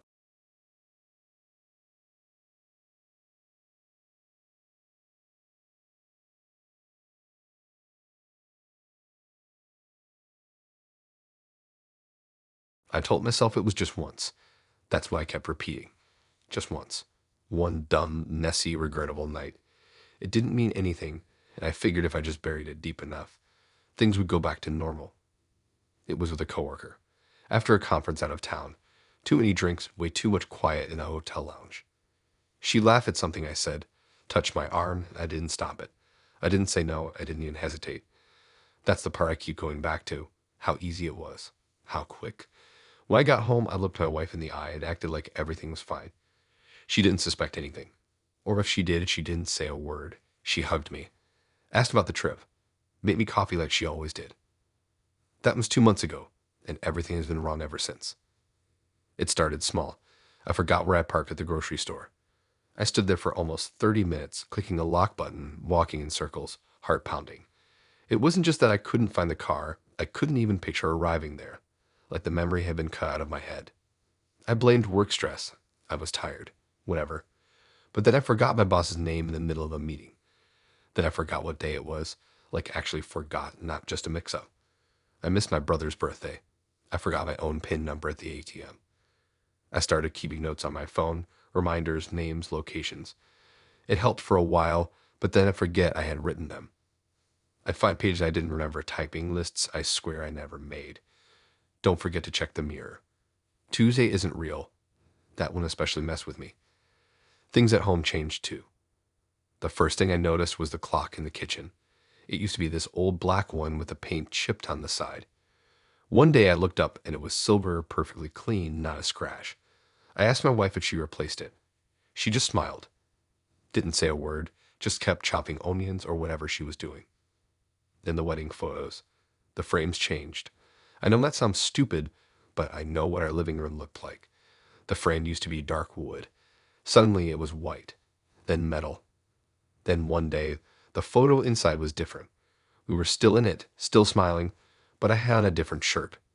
A shirt I've never owned. Every time I noticed something off, she'd be there smiling. Not a creepy smile. Just too calm. Too knowing. Like she was waiting for me to catch up to something she already knew. One night, I went into the bathroom and just stood there staring at the mirror. I couldn't remember what I looked like in high school. That sounds dumb, but I genuinely couldn't picture it. My own face. Even in the mirror, something felt slightly off, like my reflection was half a second behind or not blinking at the right time. I stopped bringing things up. I figured I was losing my mind, and the more I fought it, the worse it got. But then I found my phone in the freezer, just sitting there next to a bag of peas. I hadn't used it in hours. The call log was wiped. My calendar said day 5 instead of a date. I tried to tell her something was wrong, that I needed help. She just touched my face and said I was tired. Told me to rest. Her voice sounded warm, but also flat. Too smooth, like reading lines from memory. The next morning, my car was gone. I walked outside and the driveway was empty. I asked her where it was, and she said we didn't have a car. That we never had one. I thought she was joking, but her expression didn't change. Later that day, I checked my wallet. No license. Just a blank card where it should have been. That was when I really started to panic. I tried calling my brother. The line didn't go through. I drove to his place using a rental, or at least I thought I did. But when I knocked, a woman I didn't recognize opened the door. She said no one by that name lived there. I showed her a photo of us, me and my brother at a baseball game, and she stared at it for a while and said it looked fake, like it had been edited. I went to my office building next, walked in and waved at the receptionist. She looked confused. Said there was no one by my name working there. I told her to check again. She said she'd never seen me before in her life. I left, drove home, parked on the street and sat there for a while. When I went inside, everything was different. Same layout, same rooms, but the photos were gone. The furniture was rearranged. My books were gone. The bedroom had only one side of the bed made, my side. Hers was stripped, like no one had slept there in weeks. She was in the kitchen smiling. She asked me how I was feeling better. Said she was glad I came back, that not everyone finds their way home once things start slipping. That's what she called it. Slipping. I asked her what's happening, what she was doing, and she just kept smiling. Said I shouldn't worry, that I didn't need to carry all that guilt anymore. She said I wouldn't remember it soon anyway. I don't know what that means. I don't know what I did to deserve this. Maybe it was that night. Maybe I opened something I wasn't supposed to, or maybe she did. I think about that a lot. Whether she knew from the start, whether this was some kind of slow punishment or just her way of rewriting the ending. I don't know why I turned now husband. Stranger? Ghost. I only know one thing. Every time I look in the mirror, it takes me a little longer to recognize myself. And every time I blink, something else is gone.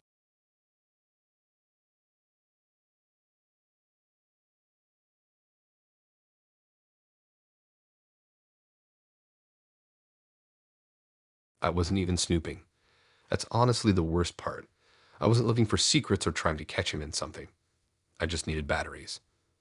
I was digging through the drawer in his nightstand.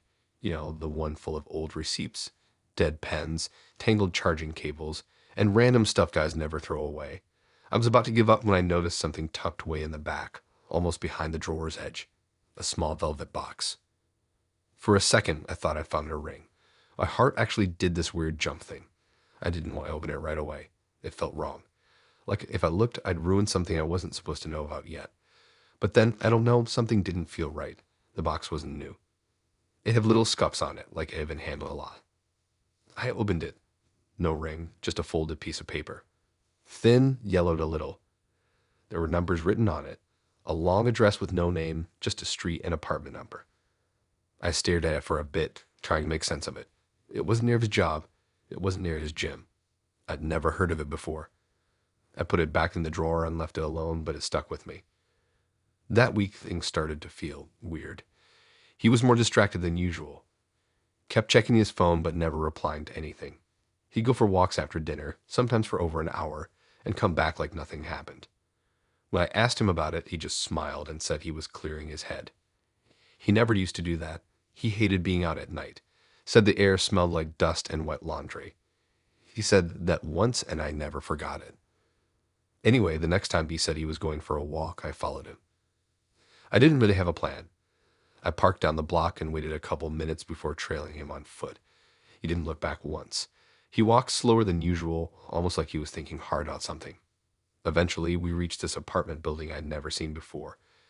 It wasn't abandoned, but it looked tired. Lights flickering in the hallway, paint chipping around the front door, that kind of thing. I watched from across the street as he walked up the steps and knocked once. He didn't even have to wait. The door opened fast, like someone had been standing right there waiting for him. Then he stepped inside. There was a big window on the first floor, partially covered by blinds. I could only see part of the room, but it was enough. He was standing in the middle, talking to a woman I'd never seen before. She had long black hair and wore this oversized sweater that almost looked like it was swallowing her.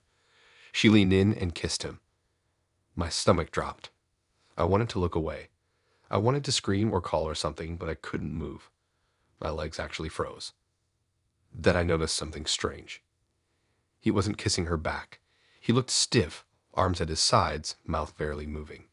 His skin looked pale, almost like he was sick. The light from the ceiling made it worse. It was that flickering yellow kind of light, and it made his face look wrong. Shadowed and washed out at the same time. And then she turned. The woman. She didn't even flinch. She just knew I was watching. Her face moved in this slow, dragging way, and she looked right at me through the blinds. And she smiled. It was the kind of smile that doesn't reach the eyes. Her lips pulled back way too far, like her face was stretching. And she didn't look surprised. She looked pleased, like she wanted me to be there, wanted me to see it. Then, without looking away, she reached behind her and closed the front door. Locked it. I could hear the deadbolt from across the street, this sharp little click. He didn't even turn around. He just stood there, like he didn't even realize what was happening. I stayed for maybe 10 more seconds, heart racing, and then I left. I didn't even go home. I sat in a gas station parking lot for almost 2 hours, just trying to make sense of what I'd seen. When I finally got home, he was already there. He was sitting on the couch watching TV like nothing had happened. Same hoodie, same shoes, like he hadn't gone anywhere. I checked the door, locked. His car keys were on the counter, no explanation. I tried asking him where he'd been. He laughed like it was a joke, like I was being paranoid. Said he never left the house, that he'd take a nap. I wanted to scream, but I didn't. I just said okay and went to bed. I didn't sleep. Since then, everything feels wrong. He doesn't blink as often. He's always watching me out of the corner of his eye like he's waiting for something. The other night, I woke up and he was standing in the hallway just staring into the dark, not moving, just standing there. I called his name and he slowly turned around and said he was getting water. His voice sounded off, like someone doing an impression of him. Yesterday, I went back to that apartment building, just to prove to myself that I hadn't imagined it. But there was no building, just a lot. Empty, with weeds and an old sign that said, "Coming soon. New unities." Nothing had ever been built there. Nothing had ever been there. But I saw it. I know what I saw. Today I checked that drawer again. The box is gone. Everything in that drawer was neatly arranged, like it had been cleaned and reorganized. I didn't do that. He never would. And tonight, I found something else. On the kitchen table, just sitting there like it had always been there, was a small white envelope. No name, just sealed. Inside was a photo. It was me, standing across the street, watching them through the window. And behind me, in the reflection of the glass, was him, watching me, smiling.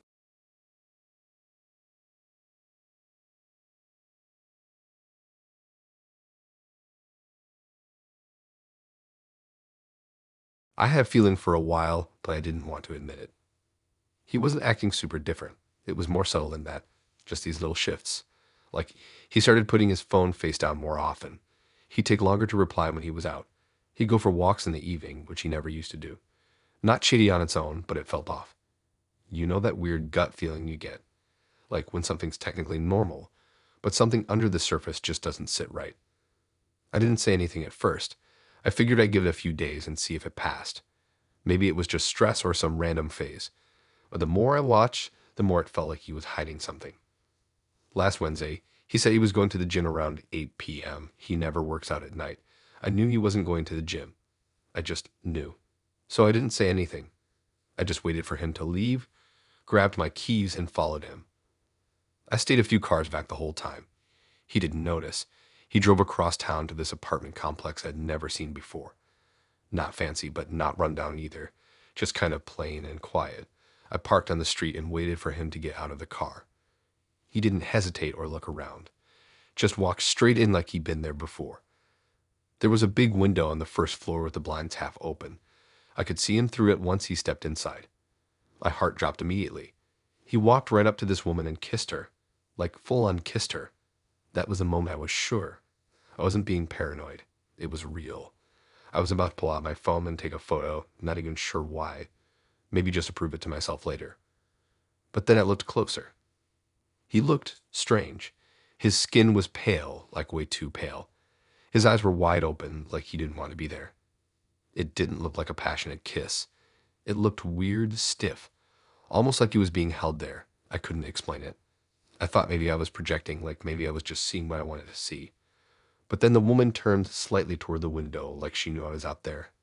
And I swear she smiled. It was the slowest, creepiest smile I've ever seen. Not friendly, not smug. Just cold.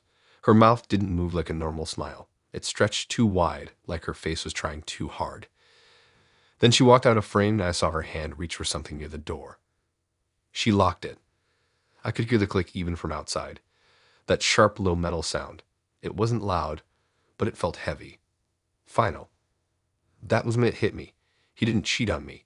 He didn't walk in there looking for someone. He walked in because something was already pulling him in. He didn't kiss her because he wanted to. It looked like he had to. Like he was being controlled or lured or I don't even know. I moved closer to the window and tried to get a better look. He was just standing there now, his hands at his sides, not moving, barely blinking. She stood in front of him, touching his face like he was a doll or something. And the weirdest part, he didn't react, not even a flinch. I tried calling him. No answer. I texted. Nothing. I stood there for a full minute before realizing the lights inside were slowly dimming, like they wanted me to stop watching, like the apartment itself was trying to close me out. I backed away and walked back to my car, but I didn't drive off. I waited. I watched. 2 hours passed and he never came out. I never saw movement again through that window. Eventually, I drove home. I barely slept. The next morning, I tried to call him again. Still no response. Then I checked his location on my phone. We had that shared Find My Things set up. It said he was at home. When I got there, his car was in the driveway. Inside, everything looked normal. His jacket was hanging by the door, shoes in the same place, keys on the table. He was in the kitchen making coffee, just standing there like nothing had happened. Same hoodie, same watch, same tired eyes. But I swear to you, it wasn't him. He turned around when I came in and smiled. That same weird smile I saw on her. The one that didn't fit a human face.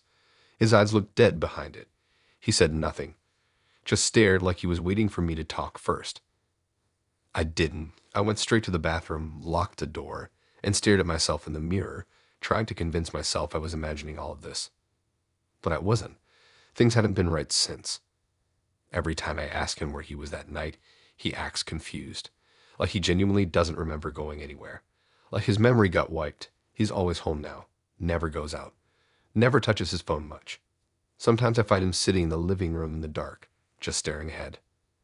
And every so often, when I'm half asleep, I catch him looking at me. not in a sweet way, just watching, like I'm being studied.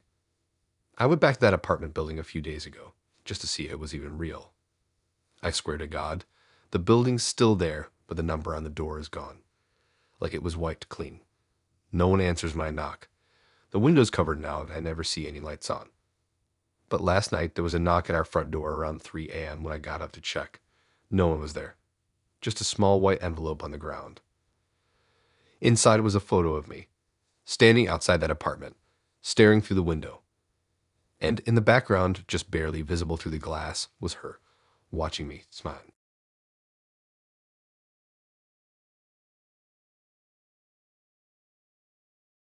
It started in Denver. I was out there for a 3-day sales training event. The company flew a bunch of us in, set us up in a dated hotel with flickering hallway lights and carpets that probably hadn't been cleaned since the early 2000s. It wasn't a fancy trip, just a bunch of mid-level employees pretending to care about PowerPoint slides and role-playing calls.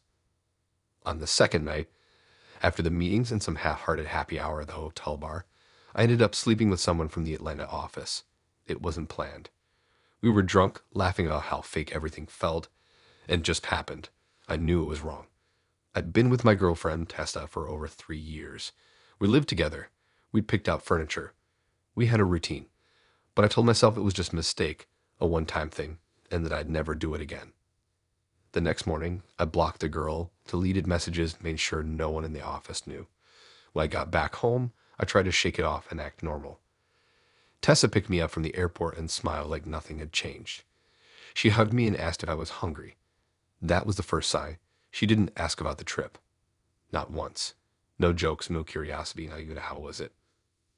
I brushed it off. Figured she was just being chill, but over the next few days, things started feeling off. At first, it was small stuff. My phone kept restarting on its own. Apps would log me out randomly.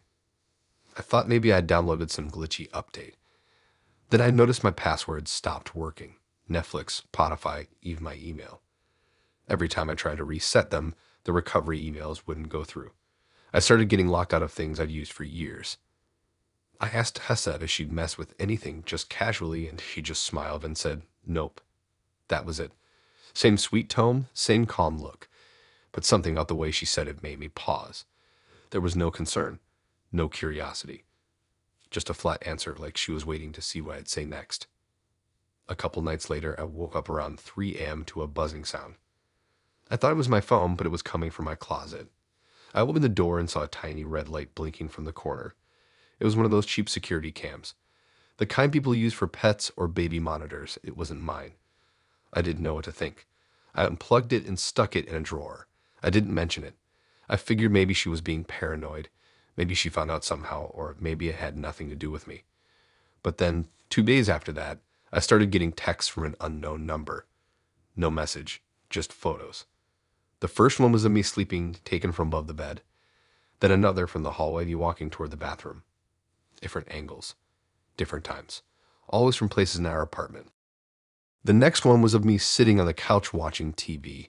That one freaked me out the most because I remembered that night clearly. I'd been alone. She'd gone to her sister's. I looked behind the TV and found another hidden camera taped to the back of the stand. Still, she acted totally normal. Same calm voice, same gentle little laughs. She kissed me goodnight like nothing was wrong. I couldn't bring myself to ask her directly. I felt trapped, like if I said the wrong thing, I'd trigger something worse. The weirdest part was that she never once brought up cheating. Never hinted, never accused. It was like she was playing a long game and I had no idea what the rules were. Then last Friday, I came home from work and the front door was locked. Not unusual. But my key didn't work. None of the locks did. I tried the back door, same thing. Then I noticed something even stranger. The windows were all latched from the outside. Every single one. That shouldn't have been possible. Some of them were on the second floor. And the latches weren't ours. They looked new, silver ones I'd never seen before. I tried calling her, but it went straight to voicemail. Then my phone shut off on its own and wouldn't turn back on, no matter how long I held the button. I knocked, yelled, even tried kicking the door, but nothing. No sound from inside, just silence. After about 15 minutes, I sat down on the front steps, completely unsure of what to do. A neighbor walked by and gave me a weird look, like they knew something I didn't. That made it worse. Eventually, I left. Went to a friend's place for the night. I still haven't been able to get in. She hasn't answered any of my texts. Her social media is gone. Deleted, wiped clean. My emails bounce back. Even my bank login is locked. It's like I don't exist anymore, or like someone else is living my life. Every now and then, I get a new text, always from a different number, just photos. One was me sitting on my friend's couch. Another of me on the street, looking at my phone. The last one was from this morning, me asleep in my friend's guest room, taken from inside the room. I don't know why she's doing it. I don't know what her end game is, but I know she knows. And I think she's waiting for me to realize just how deep this goes. If you're reading this, don't ask why I cheated. That part doesn't matter anymore. What matters is that I have no way back in to anything. And somehow I think that's exactly what she wanted.